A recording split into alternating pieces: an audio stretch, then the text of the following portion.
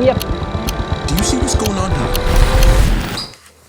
Do you remember back when Apple used to release new devices and people used to make jokes about probably needing to sell a kidney just to afford one? It's a bit of a dead joke now, but it turns out it wasn't completely a joke. Let me introduce you to Wang Shan-kun. You probably know where this is going, but in 2011, when Wang was 17 years old, he really wanted an iPad and an iPhone, but at the time his parents just couldn't afford one. But luckily he met a guy on an online chat room that told him that he could make up to $3,000 if he sold his kidney. That's a good deal. It's a great deal. Yeah. So Wang did what a lot of people wouldn't do. He underwent the illegal operation, sold one of his kidneys, and he made exactly $3,273. And with that money, he bought a second generation iPad and an iPhone 4. Quite a deal.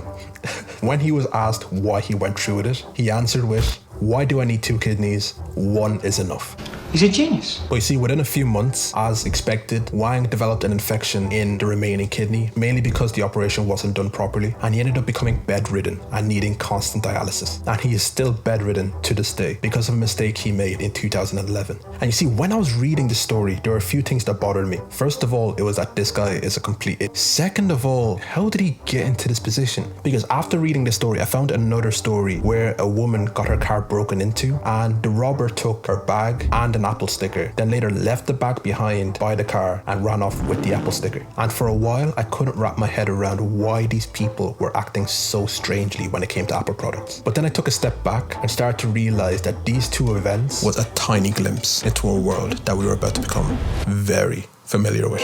Apple. So the iPhone is set to launch later today. New year, new iPhones. Good morning. Wait, I gotta get this MacBook Pro in. I will buy anything with an Apple logo on You it. see, Apple has one of the largest and strangest forms of brand loyalty in the world. Their devices are used by millions of people, including celebrities. But at the same time, they are also copied by some of the most influential brands in the world, time and time and time again. Apple users are more than just owners of luxury devices. They are a subculture all on their own. I will buy anything with an Apple logo on it. Apple has cultivated a business strategy that allows them to manipulate the subconscious of their customers and control a huge portion of the tech industry whilst making billions every year. It's a strategy that deserves to be dissected because once understood, it can help you to avoid falling into the traps that Apple and other companies set out. But at the same time, once you understand it, it can become a powerful tool to achieve similar results. This video will serve as a breakdown of Apple's psychological business plan, and by the end, you should have a good idea of how it works. Just make sure you're paying attention.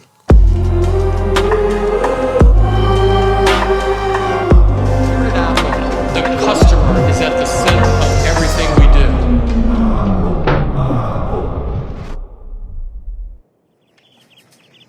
Every magic trick consists of 3 parts, or acts. The first part is called the pledge. The magician shows you something ordinary, a deck of cards, a bird, or a man.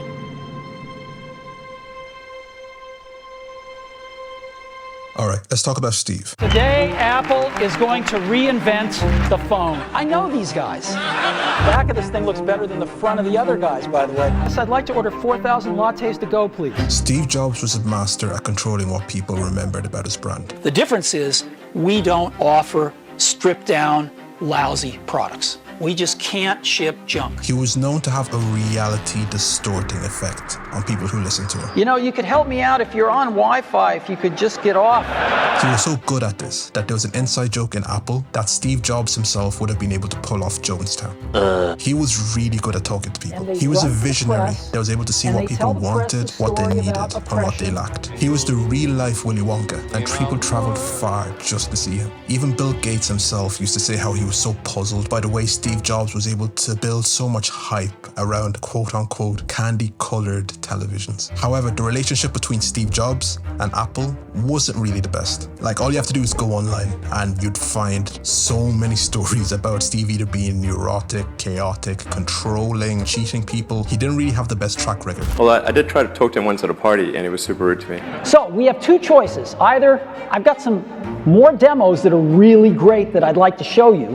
So we either turn off all this stuff and see the demos, or we give up and I don't show you the demos. Would you like to see the demos or not? One of Apple's former marketing executives said that Steve Jobs was the greatest experience that he'd never repeat. And another writer called Steve Jobs a bundle of paradoxes. But the thing is, despite all this, the media still loved him. Steve Jobs was and is a wonderful Silicon Valley icon. Steve Jobs' biographer stated that a lot of fans just refused to believe that Steve Jobs could be such an evil person, mainly because they worshipped him as a modern hero. In their minds, Steve could never be a villain, just because their experiences with him were so great. And this right here is the key behind understanding how Apple ticks. You see, Apple doesn't just sell hardware or software or accessories, they also sell experiences. And the same way that Steve Jobs used to mesmerize his audience with experiences, Apple does the exact same thing. So first, let's look at before you buy the product.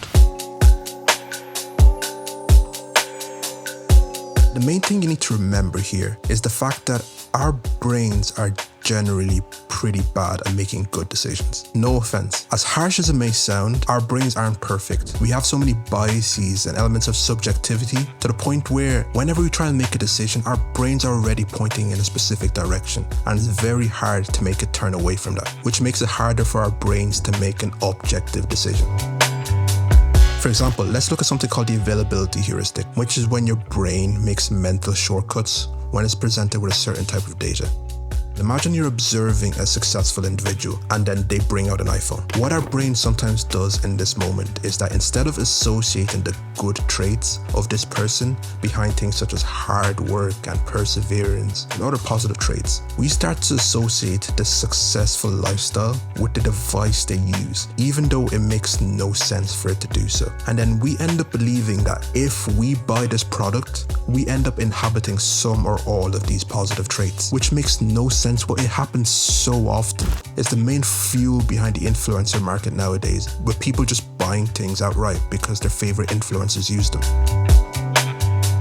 And it's so easy to do this because Apple culture is embodied by creativity and free thinking and luxury and simplicity and minimalism and all these things. Because it looks good, we want to be part of the club. We start to imagine that a simple purchase of an iPhone or a Mac or an iPad will bring all these traits into our lives, which isn't true. We start to feel that if we buy this product that other people don't have, even though they do, we become part of a secret exclusive club that nobody else is in, and ends up overinflating our sense of self-esteem. Oh, you're still on the old AirPods. That's cute. People will go to great lengths just to get the Apple symbol or the Apple silhouette around them, even if that means paying a large amount of money, or if they can't afford it, buying a counterfeit product.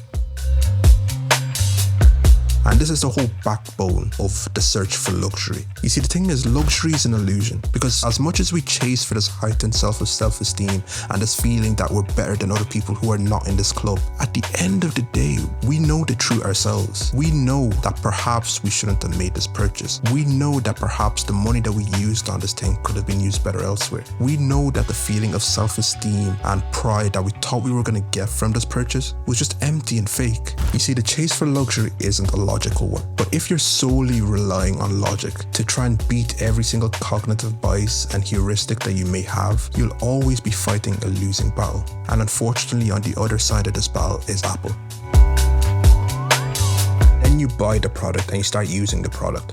And this is when Apple starts to influence you using something called the peak end rule, which is a term coined by a psychologist called Professor Daniel Kahneman, which just means that during an experience, most people remember two things. The first is the most intense feeling that they felt during the experience, and the second is the last feeling that they felt during the experience. And Apple focuses on this by centering down on how their products make their customers feel. You see, Apple has teams upon teams upon teams fine-tuning the Apple experience to make sure that every single aspect of it looks, sounds, feels, or even smells great. And this is mainly what Apple is known for. Their attention to detail when it comes to user experience is crazy. Like, look at things like AirDrop and continuity and their constant software updates. Apple products feel good to use. And combine this with the fact that a lot of these products end up taking up a central role in our lives. From keeping in touch with loved ones, submitting assignments, taking part in hobbies. These are things that our devices end up accompanying us with, and after a while, we end up developing almost a spiritual bond to them. They end up feeling like an extension of our own being. For a lot of us, if we're outside and we tap our pockets and our phones aren't there, we panic. Apple devices are so easy to use, and because of that, it makes it easier for them to feel like an extension to our body. This is an area that a lot of companies get wrong because they either overcomplicate their devices and make it hard for people to actually connect with them, or they just don't appeal to their customers' emotions enough to create that bond. Apple focuses on simplicity and experience because it's one of the best ways for them to create a bond between the customer and the device. And for the customer, when you bring in things like AirDrop and continuity and timely software updates and a high level of quality control, this relationship between themselves and the device almost starts to feel like a dance, almost like a partnership, a back and forth. But the reality of the matter is that people who own these devices need these devices way more than these devices need them. The second act is called the turn. The magician takes the ordinary something and makes it do something extraordinary.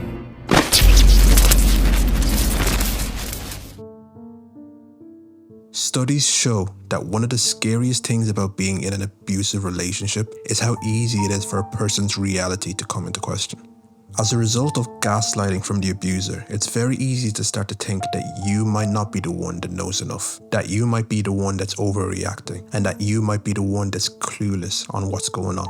And in this state of confusion, it's very easy for one to be manipulated and taken advantage of, especially when there doesn't seem to be a viable exit strategy. Now, I'm not saying that Apple is an abusive partner, but I think it's important to understand how much power they hold because of what I'm about to explain next. I will buy anything with an Apple logo on it. Remember what I said earlier about us needing our Apple devices way more than they need us? You see, this is especially annoying because leaving the Apple ecosystem just isn't practical for the most part. It's a trap. For anyone leaving the Apple ecosystem, you're going to have to be ready to give up a lot of the services that Apple provides. That's not fair. There just isn't a convenient way to leave the Apple ecosystem. And for this exact reason, I will most likely continue to use Apple products into the foreseeable future. Apple doesn't have to worry about me going anywhere. My next phone will probably be another iPhone. My next tablet will probably be another iPad. My next laptop will probably be another MacBook. I'm lazy, what can I say? And that's the same for a lot of other people as well. When it comes to luxury devices like this, generally people go for the path of least resistance. Don't get me wrong, Apple products are great.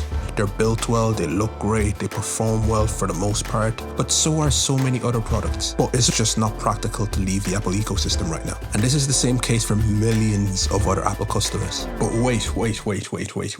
Do you see what's going on here? Apple has gotten something from me, and maybe you too, that we generally don't give out pretty easily. Our loyalty. Loyalty is a powerful thing, and history has given us many examples to show this.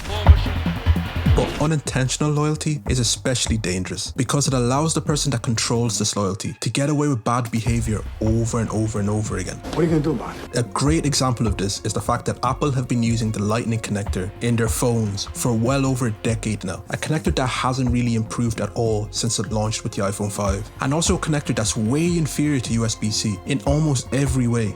Apple even admitted this when they were implementing USB-C in their iPad. Have a look at this.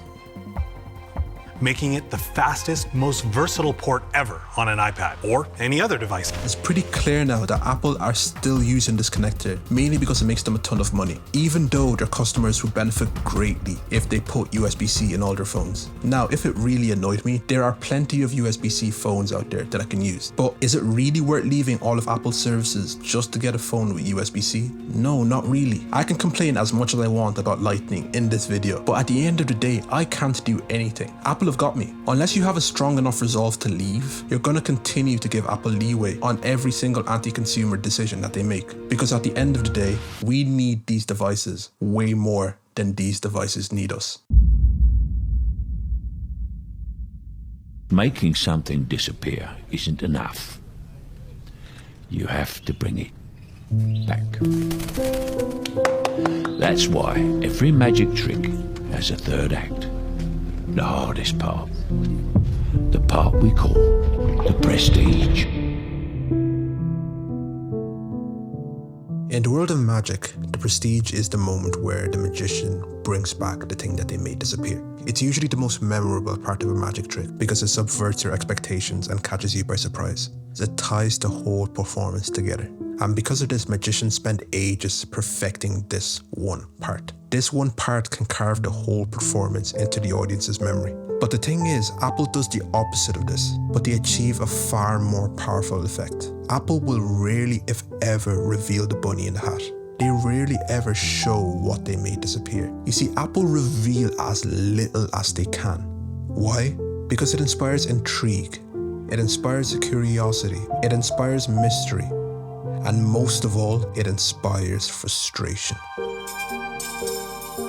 Frustration is a tool that very few companies want to wield, but Apple wields it so masterfully that it's so funny watching people get stuck in it.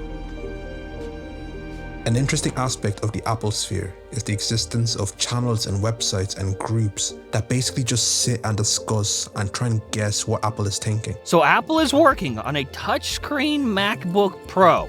They sit around and try and guess what Apple's next move may be, what their philosophy may be, and what all their cryptic messages could mean. Looks like Apple is going to tweak the mute switch to be capacitive like the iPhone 8 or iPhone 7 home button. People religiously attend Apple events to see if the features that they prayed for, asked for, finally gets delivered. They celebrate when they've been answered and they run to Twitter when they haven't. You see, silence is an incredibly powerful weapon, and when used on a vulnerable individual, it can cause a deep hunger for attention and satisfaction.